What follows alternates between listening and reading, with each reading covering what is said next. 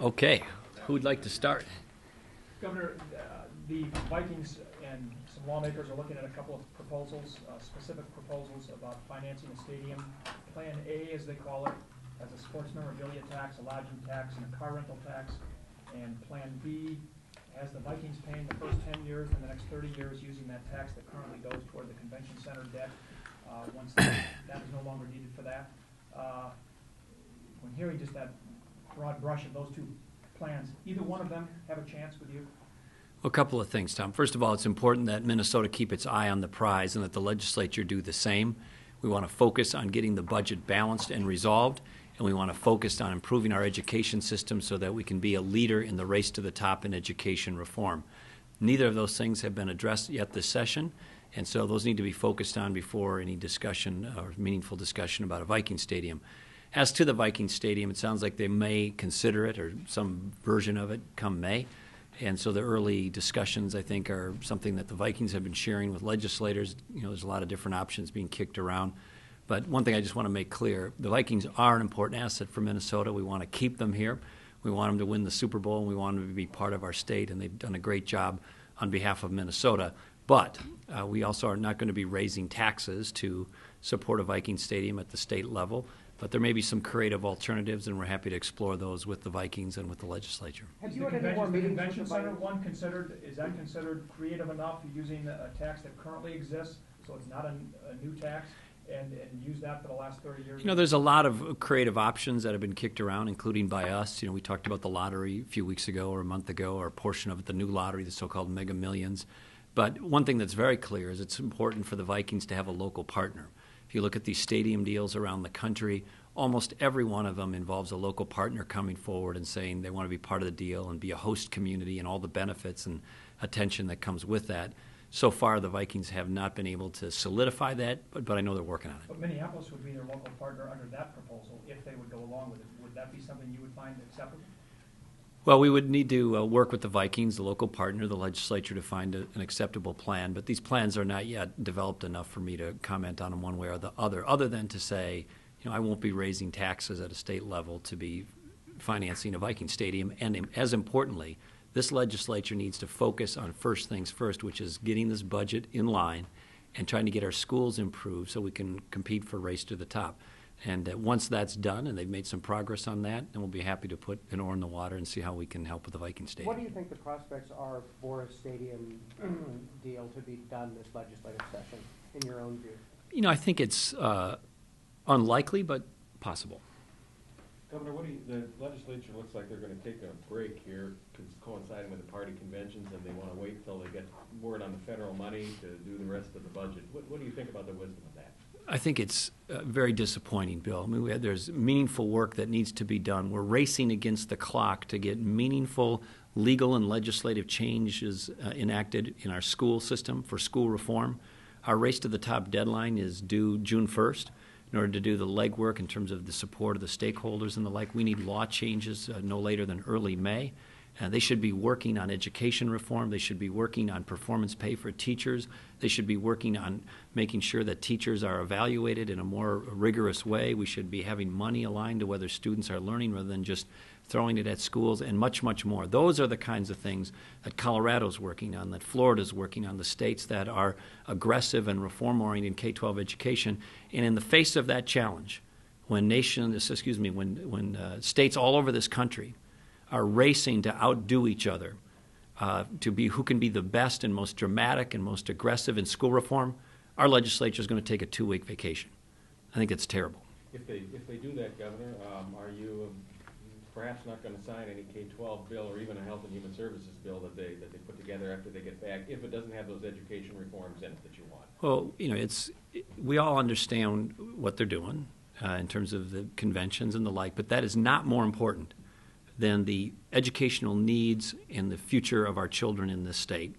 And to have this legislature leave as unfinished business school reform at a time when other states are aggressively embracing it, I think is really unfortunate. Did the leaders tell you they were going away for 2 weeks? No, I'm just saying if that's what they do. Bill told me that. Governor, if the FMAP money doesn't come through from Congress, what's the plan B or the alternative that you'll put forward or the legislature should do moving forward if if Congress doesn't appropriate that money? Yeah, we have those plans that we're either working on or will be in place, and we're prepared to share those with the legislature when they're ready to consider them. They haven't even done phase 2 of their 3-phase budget, so before you even get to the final third under their view of the world, they should do phase 2.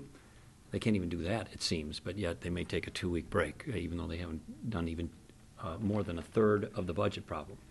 So that second third is not substantially entangled with the FMAP question. They should at least do that. And I don't know if they will or won't. I don't know if they'll take this break, but if they do, my comments stand, Bill. If they don't, erase the tape. But on the issue of if the FMAP money doesn't come through, there are many other alternatives, and we're prepared to discuss those. But you're not ready to disclose those right now?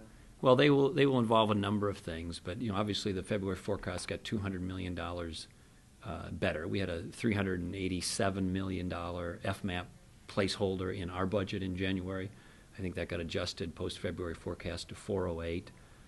So there's a forecast got better. There is some other monies that we would present to the legislature and can do so quickly. But they haven't even done their second piece yet, much less worrying about their third piece. They should be focused on what they said they were going to do.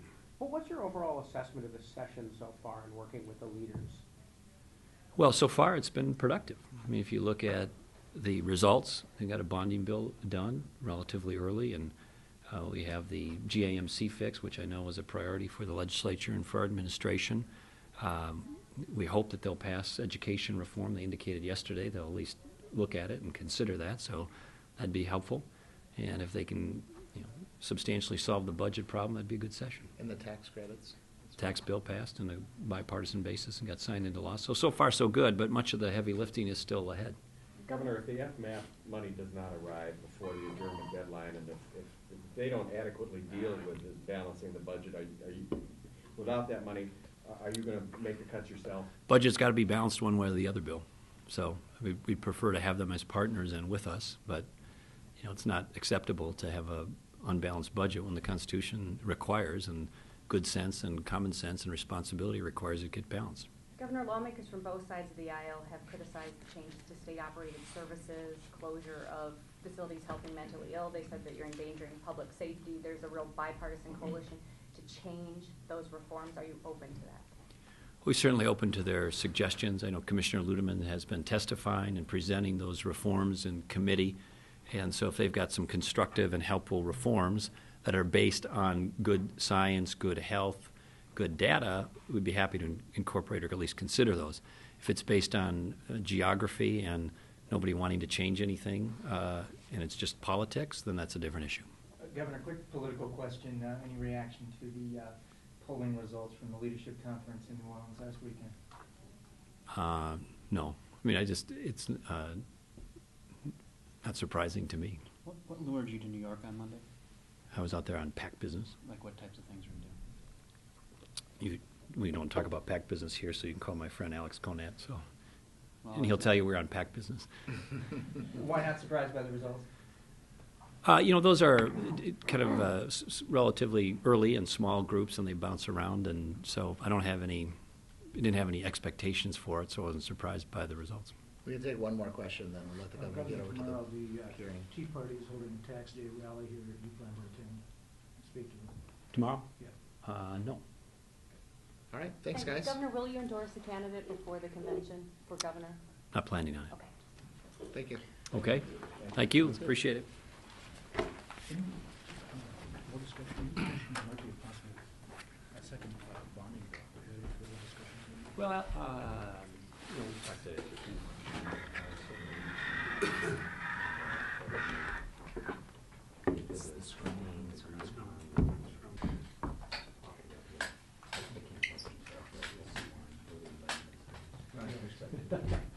What's that? You didn't expect any, if they're another bonding bill.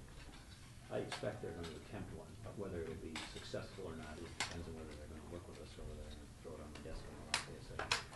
All right, see ya.